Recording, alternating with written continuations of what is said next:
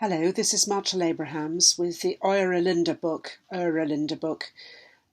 This was written in Old Frisian, and it's a kind of Low Countries Kolbrin Bible. Because it only came to light in the 1860s, it was immediately written off as a forgery, predictably.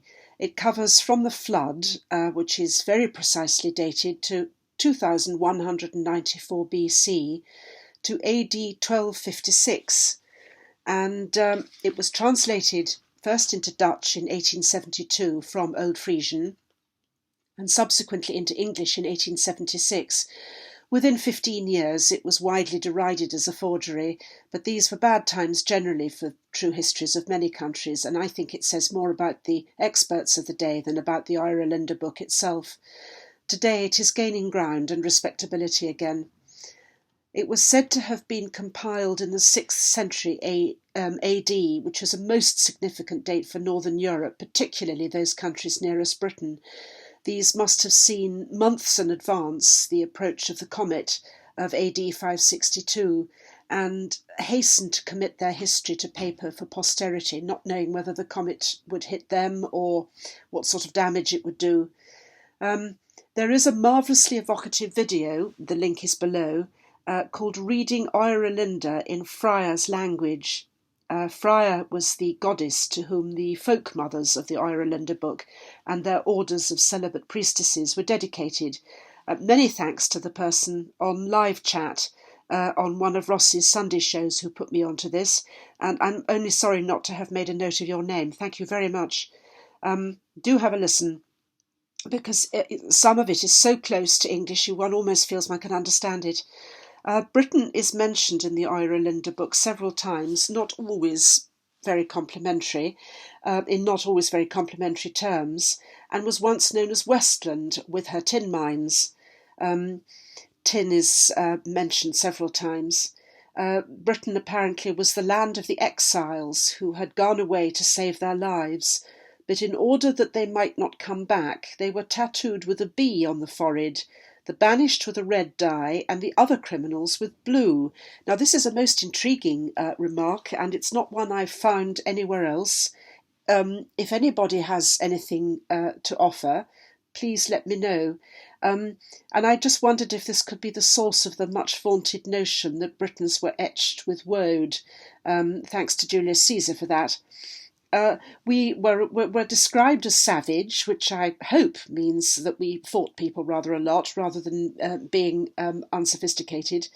And there's a particular reference, you'll understand I'm galloping through this, please forgive me for not going through the whole thing, but it's a study in itself. There's a very interesting definition for Carnac in Brittany. It is spelt Kerenak in the Oera Linda Book, and it is described as being originally Kieran Herner, hern being the same word as corn or corner or horn, and Kieran Herner actually means chosen corner. Now, I've often wondered about the relationship between Karnak in Brittany and Karnak in Egypt, and the Karnak in Egypt is not, as far as I know, in a corner.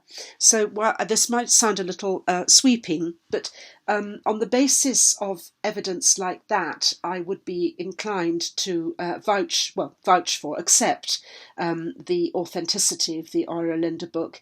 It's little clues like this and snippets that the academics don't seem to take the time to explore and note down for themselves. So let's hope we're filling a gap.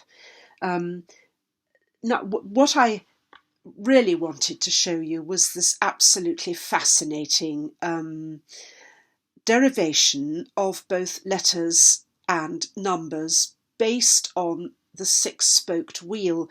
In my last video, which I just put up yesterday, I briefly mentioned Taranis, the Gaulish god of thunder. Under his left hand, he holds not an eight-spoked wheel, which would be the points of the compass, but a six-spoked wheel. And when I show you the following screenshots from the Oera Linda book, I think you'll understand why this really got my my interest going. Anyway, here is the first one, which is the letters, and then in a moment I'll show you the numbers. I can't comment on how this relates to Kolbrin, if indeed it does. It looks to me like a whole different way of creating an alphabet. Now, I know that there are several alphabet nerds out there, Ross included.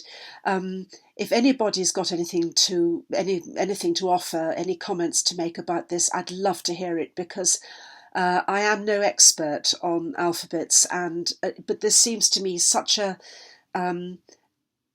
simple, clean, logical approach to how we got our what is known as a Latin alphabet. We now know that the British languages were far, far older than Latin, and that we took the alphabet, whichever it was.